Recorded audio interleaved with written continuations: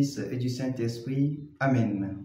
Ô Seigneur, envoie ton esprit et tout sera créé, et tu renouvelleras la face de la terre.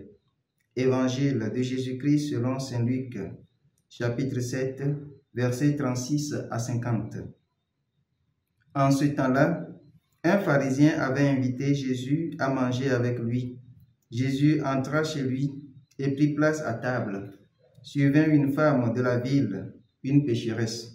Ayant appris que Jésus était attablé dans la maison du pharisien, elle avait apporté un flacon d'albâtre contenant un parfum. Tout en pleurs, elle se tenait derrière lui, près de ses pieds, et elle se mit à mouiller de ses larmes les pieds de Jésus. Elle les essuyait avec ses cheveux, les couvrait de baisers et répandait sur eux le parfum. En voyant cela, le pharisien qui avait invité Jésus se dit en lui-même: si cet homme était prophète, il saurait qui est cette femme qui le touche et ce qu'elle est, une pécheresse. Jésus, prenant la parole, lui dit: Simon, j'ai quelque chose à te dire. Parle, maître. Jésus reprit: un créancier avait 2 débiteurs. Le premier lui devait 500 pièces d'argent, l'autre 50. Comme ni l'un ni l'autre ne pouvaient les lui rembourser, il en fit grâce à tous deux. Lequel des deux l'aimera davantage? Simon répondit: je suppose que c'est celui à qui on en fait grâce de la plus grande dette. Tu as raison, lui dit Jésus. Il se tourna vers la femme et dit à Simon: tu vois cette femme? Je suis entré dans ta maison et tu ne m'as pas versé de l'eau sur les pieds.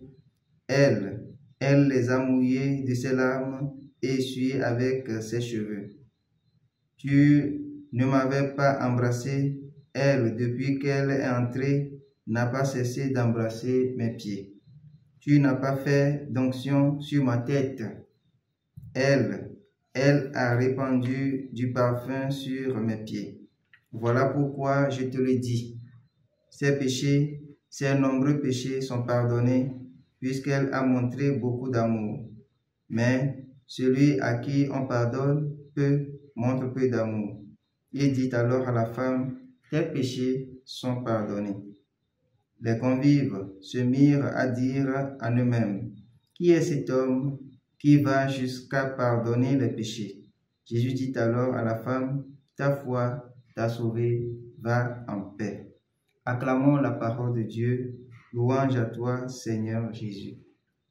Bien-aimés dans le Seigneur, aujourd'hui, jeudi 18 septembre de la 24e semaine du temps ordinaire, les textes que l'Église nous propose de méditer en ce jour nous invitent à faire l'expérience du pardon de Dieu, un pardon qui découle de l'amour sans faille que nous avons envers lui.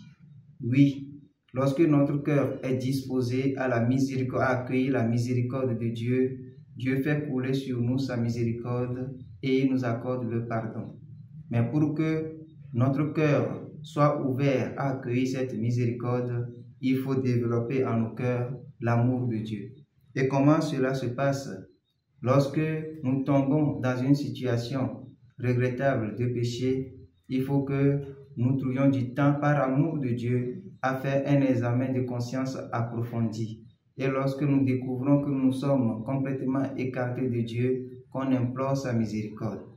Et après avoir fait l'expérience de la miséricorde de Dieu, que nous puissions aussi témoigner de l'amour miséricordieux à l'égard de nos frères et sœurs qui cherchent aussi à faire les mêmes expériences.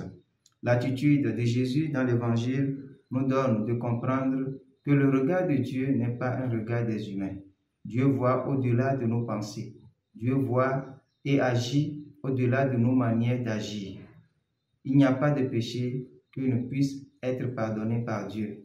S'il y a encore des chrétiens qui vivent plusieurs formes d'emprisonnement dans le péché, qu'ils retrouvent le courage, par amour de Dieu, à aller vers ce sacrement de la réconciliation et à faire l'expérience de la miséricorde de Dieu, pour qu'en retour, ils deviennent aussi miséricordieux à l'égard de leurs frères. Qu'il en soit ainsi pour nous, maintenant et pour les siècles des siècles. Amen.